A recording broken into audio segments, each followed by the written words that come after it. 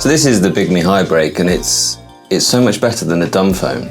Maybe this is the perfect opportunity to do what Cal Newport recommends in digital minimalism and have a bit of a digital detox, a complete reset to uninstall everything, if you like, or well, start from a bit of a blank page, a blank piece of e-ink.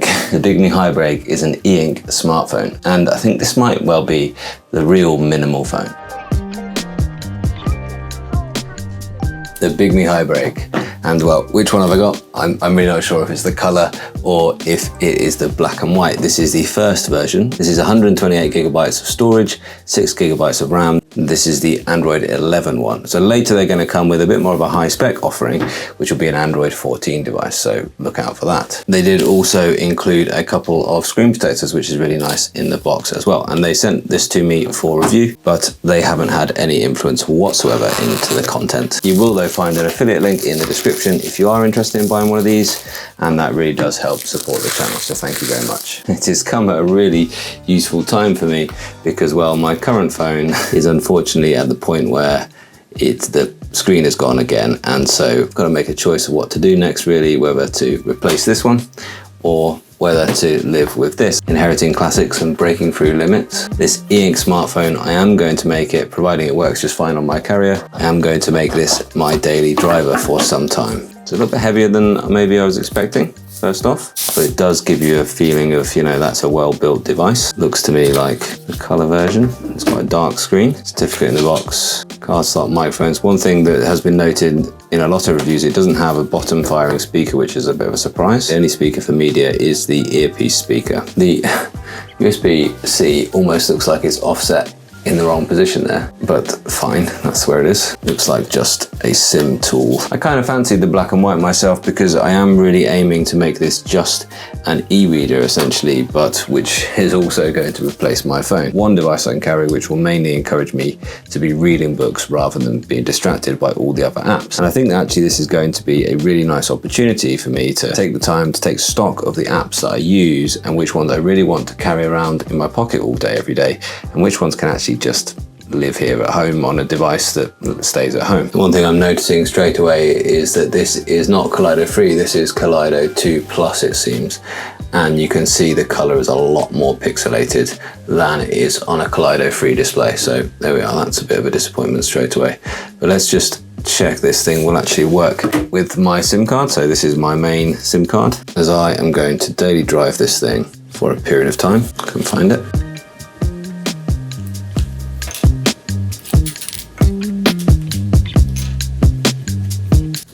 Does have, as you can see, expandable storage by TF card. Doesn't have a fingerprint reader, which is most certainly going to be a miss. Yeah, 024G. It's like I'll have to use the gestures, otherwise there's no way of actually going backwards and forwards in home. So home, full refresh, and multitasking. Okay, cool. I've already installed a few things on it. It does have full Google Play. So I'm going to go ahead and get signed in to all those things and have a little play about with it. That is going to be my daily driver for some time, whilst I'm thinking about whether I need to replace this foldable phone or not. Thanks once again, Bigme, for sending it out, and I can't wait to try it all out.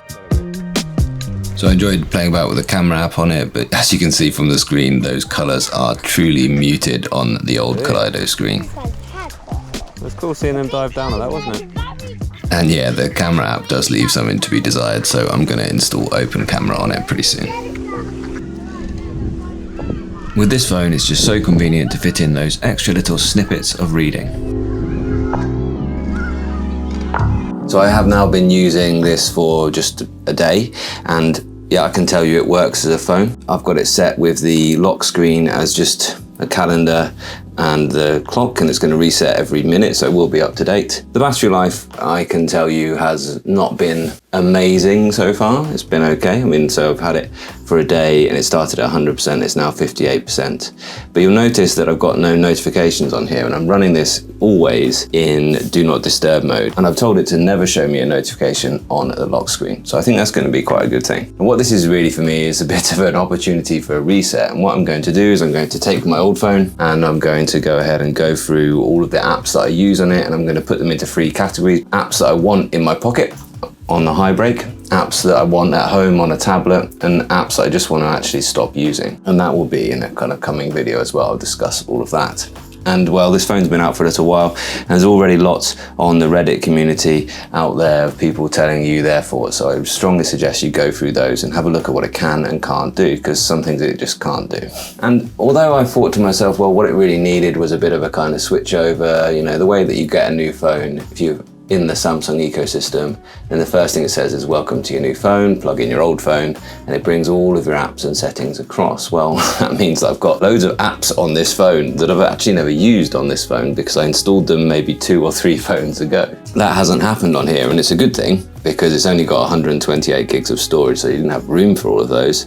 But also it's a good thing because now I'm actually intentionally thinking, right, what am I going to install? So I've installed the things I use for communication. I've got WhatsApp on there, and I've installed Gmail and Spark for my emails. I've installed Maps, and that does seem to work with GPS so far, and Kindle as well. As and when I'll think of things that I want to install. Oh yeah, OneNote as well. But what can't it do? Well, it doesn't have a fingerprint reader, which is annoying for one reason, because all phones should definitely have fingerprint readers just where your thumb is. We don't need under the screen fingerprint readers, but just where your thumb is, there should be a fingerprint reader. But part of the reason for that is because it can't do internet banking, because you need some form of biometric to do your internet banking. So people on Reddit have said, well, it's annoying that you can't use your banking on it. So I will need another device to be able to use at home, either keep this phone around for home use, or, you know, if I need that on the go, I can still take this out and about with me. And it also doesn't have NFS, so you can't do like payments with it. So anything that you're used to using, like Google Wallet, then you're not going to be able to do it on here. And that's an important thing to say. I've had this for a day or so, and I'm enjoying it so far. I'm enjoying that I pull it out of my pocket and I remember, oh yeah, I don't have all those apps installed on it, so I can't just go and check those things that I don't really need to check at that point anyway. It's not doing the kind of distracting myself thing that this smartphone was doing here. But as I use it, will I find that actually I just completely miss all of those things that I'm used to being able to do on the go? I'm thinking, for instance, you know, you want to pay a friend. Well, it's really easy to pull your phone out and just send them a bit of money. Or you want to pay a bill. Well, it's really easy to do that on your phone as well. Am I going to struggle with things like that on this phone? But Bigme have got a lot of things right here. It's a really good design. I found it really very usable here. It's well considered, the user interface. They haven't messed around too much with Android. It's all there. The e-ink modes are also really good, and I haven't found that I've had to come out of the default mode very often at all. But certainly when I opened up the camera, I noticed it was flickering, which it isn't now, but switching it over to video mode, and actually it looks quite smooth with the anti-shake and anti-flicker turned on. And actually that's working quite well. So I'll report back in the longer review how I find using the camera and things when I'm out and about. I applied the screen protector that I got in the box, and that was pretty easy to do, and it looks pretty good. It's not an incredibly matte surface, but it's just a little bit more diffuse than the top surface of the screen anyway, and that's fine. It's not added too much thickness. It's not a glass screen protector. Because it's the older Kaleido color screen, I do think honestly you might as well go ahead and live with the black and white version. But the incredible thing is the black and white version costs just $250, or I'm seeing it on their website for £191.99. And well, that is cheaper than the Boox Palma, which has been so popular. It is what the Palma wanted to be. I mean, the e-ink performs really well, look. And of course, I'll be doing a comparison to it and other small e-readers as well. And the issue with the Palma was you still had to carry your phone around with it, and you don't have to do that now. I'm just looking forward to, well, when I pull it out of the pocket, I think, oh yeah, I've got an e-reader. I'll carry on with the Decamoron, for instance, that I've started after that great Netflix adaptation. But I think, honestly, for this generation, well, we've still got this Kaleido 2 Plus screen. I think, honestly, just commit to it being an e-reader that's a phone. Go for the black and white. Save yourself that little bit of money. But if you do want to use more productivity apps on it, if you want access to your OneNote and things like that, then go ahead and get the color screen, and it is the same price as the Boox Palma, $280. One thing I said when I reviewed the Bigme inknote X, which is their kind of powerhouse productivity e-ink tablet, I said this is Bigme's most important device yet. The reason I said that is because actually, along with a smartphone, it starts to make a lot of sense. And I said that as long as they get the software right, and they actually communicate between each other, and when you log into your account on here, that you actually get access to all your notes that you do on this device, then I think we've got a really compelling case for Bigme for your e-ink ecosystem. And sure enough, there it is, all your meeting records from your AI note, all your note files from your AI note, any files that you're storing in the cloud can be down here on your phone as well with you at all times. And there they are. I don't think they are editable on here at all, but at least you can see them from your AI note, and so you can have them with you as a quick reference on the go. And Bigme, you've got the big e-ink screen, the B251, which I really enjoyed as well. Go on Bigme, give us a full laptop. Don't rush it, make us a e-ink laptop that works really, really well. And then we really will have a full e-ink package.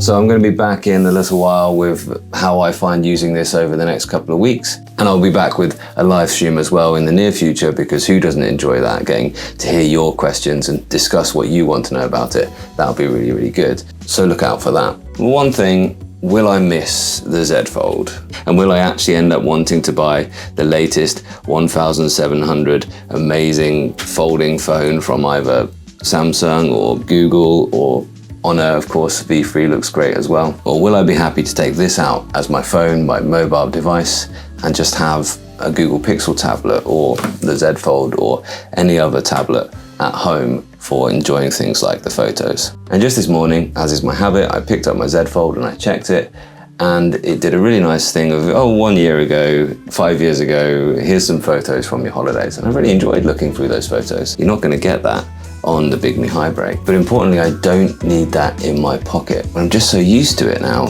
will I just automatically miss that? So it's early doors, and right now I'm enjoying the fact that when I feel that urge to check it, when I pull it out of my pocket, I think, oh yeah, I've got a reader in my pocket. So I open Kindle rather than whatever social media app that is not going to get installed on this phone here. So it just gives you that pause where, okay, I don't need to check that thing after all. But will that feeling last, or will I actually need to go back to an LCD or OLED phone? We'll see. Stay tuned.